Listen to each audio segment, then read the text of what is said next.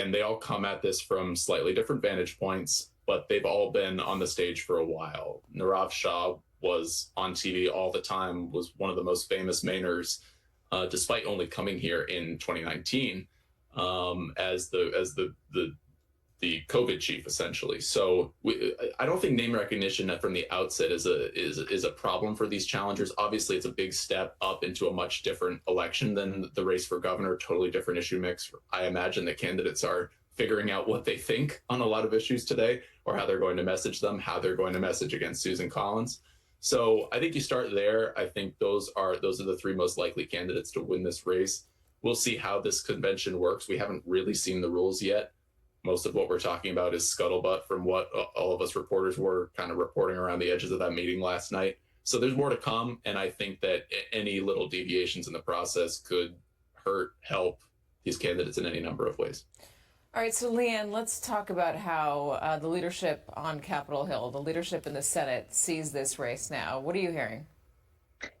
So, Katie, I'm hearing first that leadership wants a candidate immediately. They think that the sooner the better, allows them the more amount of time to try to beat Susan Collins. They understand that there's a time crunch. And so they're really trying not to put their thumbs on the scale. They don't want to look like they are having any sort of say in this process. And they're trying to be as hands-off as possible. They're super sensitive to it. Obviously, the main Senate race has been problematic and controversial for Democratic leadership up until this point, of course, with Janet Mills' endorsement, and then Janet Mills dropping out, and then Graham Plattner. So it is, leadership still thinks, though, that they have a better chance of winning this race now that Graham Plattner is not assuming he's going to actually submit his withdrawal papers, which he hasn't done yet, assuming he's not going to be on the ballot, Katie. Plattner, to be fair, was neck and neck in the polling with Susan Collins. The enthusiasm around him had started to wane after that first New York Times article regarding aggressive behavior toward women. The second article obviously put the nail in the coffin. But it was already getting touch and go there for a little while. Leanne, do they believe that the donors are going to come back into this race? Do they still believe that this race against Collins is winnable? They do. They think that it's actually more winnable now. They were looking at the same polls as you did, Katie, and how his support started to soften after that first New York Times story. And they're more optimistic. Obviously, they are watching to see which candidate gets this nomination extremely closely, and that's going to matter. One thing that everyone is also watching is if it continues to exacerbate this ideological war that's happening within the Democratic Party between the progressive left and the more establishment wing of the party. The establishment obviously doesn't want that to happen. The progressives have their preferred candidate, most likely in Troy Jackson, some of them anyway, some of the progressive groups. But they are hoping that after this works out, that the process will be done and that donors will come back and that voters will turn back into this, and the ones that went soft on Plattner will come back into the fold, Katie. Well, let's get into what it should be with Jamie and Paul. Jamie, what are your thoughts?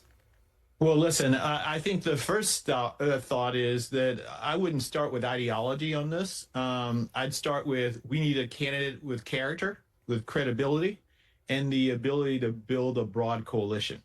Voters don't elect labels, they elect people. And we need somebody who can connect with the people in Maine and give them a choice against Susan Collins. And that's really important.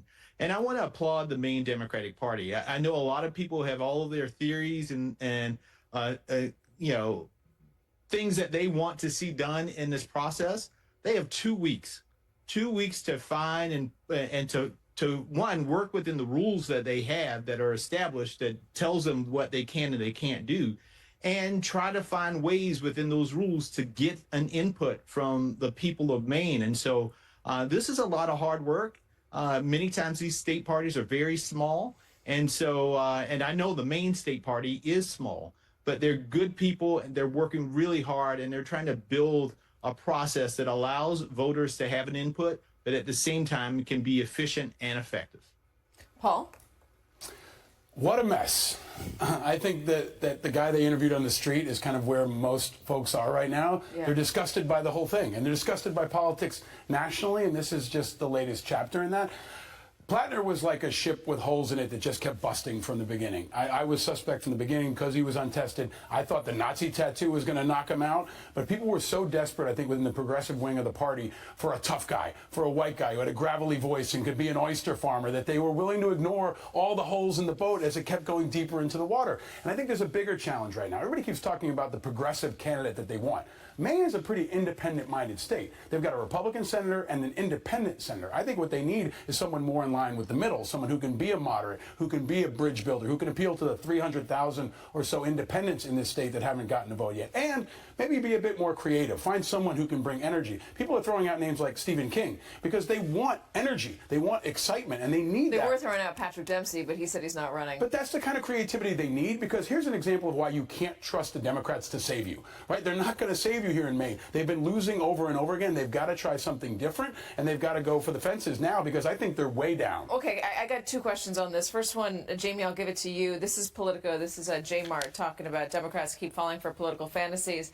It goes something like this. Political outsider, or mostly new name, mounts statewide campaign with online video that leans heavily on compelling biography or powerful oratory.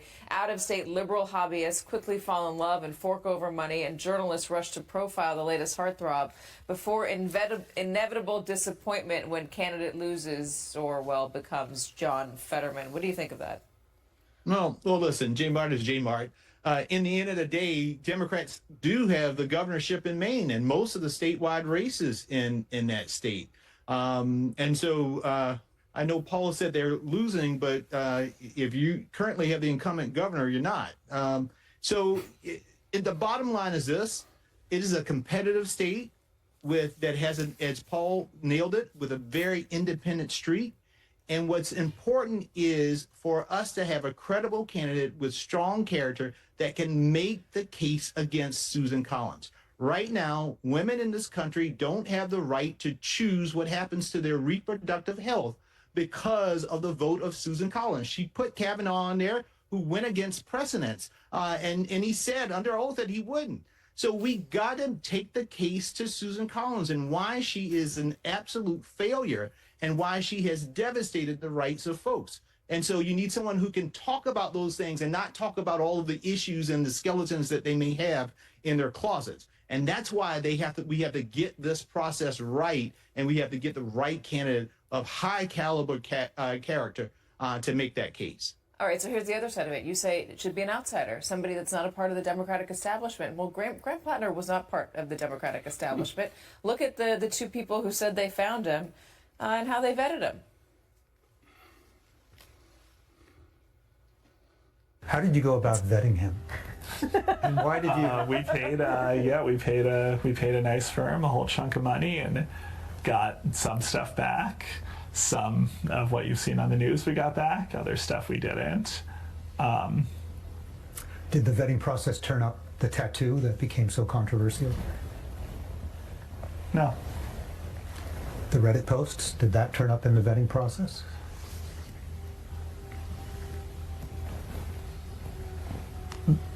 The firm sent us a thing, and it had some of the posts, but it didn't have all of them. And what did you think about that? How did you think your way through the fact that he had posted these things on social media? I said none of this will or should stop him from becoming a U.S. Senator. And what was your Clearly the thinking voters there? agree. I think if what the voters wanted were people who were grown in vats and had never done or said anything that they might regret their entire lives, we'd have a very different country. Part of our thesis here is that people do not want their candidates grown in vats. They want people who are real human beings, and they want people who do not look and sound like the vat-grown people who've been leading this country off a cliff for the last century. And that was Graham. Yeah, okay. Grown in vats is one thing, Paul, but there was a lot. I mean, Nazi tattoo is a lot. Beyond that, a lot of folks have watched that video. It's gone massively viral and pointed out that that guy takes a long time to answer the question, number one, and there's a weird energy between the two of them when he asked about the Nazi tattoo and asked about the Reddit post. And they think, and I don't know this, they think that it's clear the two of them are lying about what they knew and when they knew it. So how do you, I understand the desire, and I don't know if they were lying, I understand the desire to want to find an outsider, to find somebody that's not a part of the establishment, because the establishment, people are tired of it, they're tired of the incumbency. But when you go for folks like this who don't maybe understand how to vet or don't take it seriously and just want to let the voters decide what they decide, which I get it, I understand that. How do you balance those two things? At least the Democratic Party knows how to do a proper vet, generally speaking. Generally, I mean, holy smokes, that interview, right? We could talk about that for an hour, yeah. But I think here's a really important thing to remember. The Republicans are going to turn that into attack ads. They're going to show that this is what the Democrats are all about. This is why they're so discombobulated. This is the guy doing vetting and messaging, and that's going to be a real asset to Susan Collins and to the Republicans. Those folks should have no role in leadership. Most of the Democratic Party, I think, should be fired. I think it's what most Democrats think, and there's a reckoning that needs to happen.